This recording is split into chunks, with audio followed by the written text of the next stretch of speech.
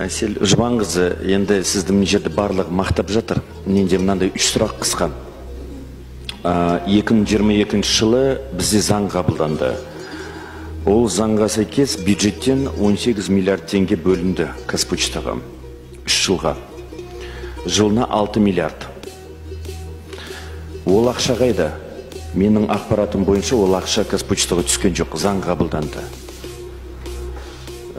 Сол бірінші сұрақ. Екінші сұрақ, сіз жаңа өзіңіздің есебіңізде Харгос туралы айтып кеттіңіз. Мен ақпаратым бойынша Харгоста бондовый складқа әлі жоқ. Ал сіз сервистік объектілерді уже іске қосып деп айтып отырсыз. Менің ақпаратым сіздің ақпаратыңызбен қарама-қайшы. Үшінші, цифровой офис. Түркістанда цифровой офистеріңіз бар. Оған миллиардтаған ақша бөлінді. Цифровой офисті көтерді, бой көтерді, құрылыс зданиясы.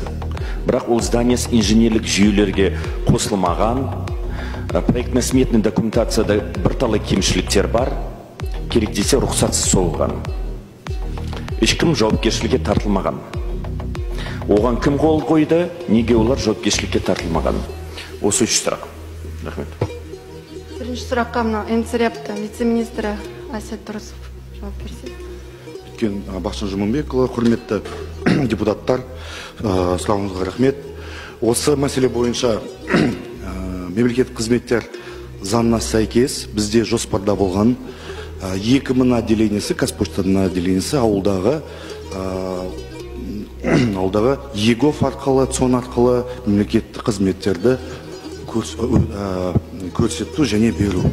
Осы мәселе бойынша бүгінгі күнге 6 миллиард емес 323 миллион теңге бөлінген болатын қаражаты 200 Қазпошта отделенияларға.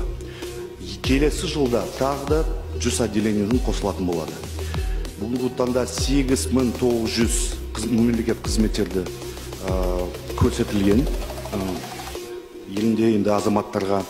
Келесі жылда жоспарда осы отделенияларды 2000-ға дейін жеткізу. Осыдан орай біз өзіміз ЦОН отделенияларды және бірлесіп Қазпошталармен мы, получается, уменьшим, кешіріңіз, и в дальнейшем закроем этот вопрос. Кешіріңіз, мен араласып кетейінші, айбетпеңіз. Әсет мырза, мен сізге қазақша сұрақ қойып отырмын. Кешіріңіз. 18 миллиард қайда? 18 миллиардты заң қабылдап қойдық. Шықты. Керек десеңіз заң норманы айтап өтейін. 18 миллиард бөлінді, сол 3 жылға. Сіз 1 миллион туралы айтып отырсыз. 18 миллиардтың 6 миллиарды жыл сайын бөліну керек. Сіз 300 миллион, 200 миллион деп тұрсыз. Где 18 миллиардов? Ответьте на этот вопрос. Если позволите, Бақытжан Жұманбекович, уважаемый, отвечу на русском. В соответствии с РБК решением, которое было, выделено средства 323 миллиона. По причине того, что в пилотном режиме запускались 100 СОПСов, и 100 СОПСов будут запускаться до конца года. Потенциальная мощность, когда проходил законопроект, говорилось о том, что этот проект достигнет 2000 СОПСов, и в течение 3 лет мы будем выделять субсидии на 2000 СОПСов, за счет этого оптимизируем свои отделения и ЦОНы и будем предоставлять госуслуги в тех сельских местностях, где мы не сможем.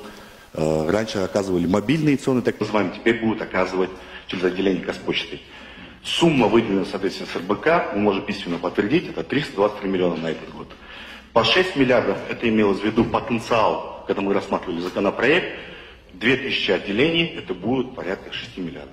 Извините, у меня другие данные. Вы пропустили через Мажилис сумму 18 миллиардов.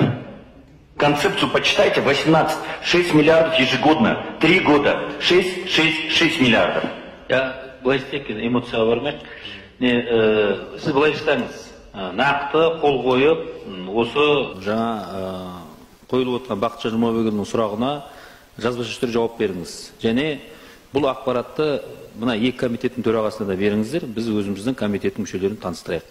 Бұл 16 миллиард бар ма, 18 миллиард, 6 миллиард жыл сайын бөлінді ма, бөлінген жоқ па, бөлінбесе неге бөлінбеді, неге мұндай жаңағы әртүрлі цифрлар шығады, жақсы ма? Тағы екі сұрақ бар. Екі сұраққа жауап берейін. Бірінші МЦПС Харгоста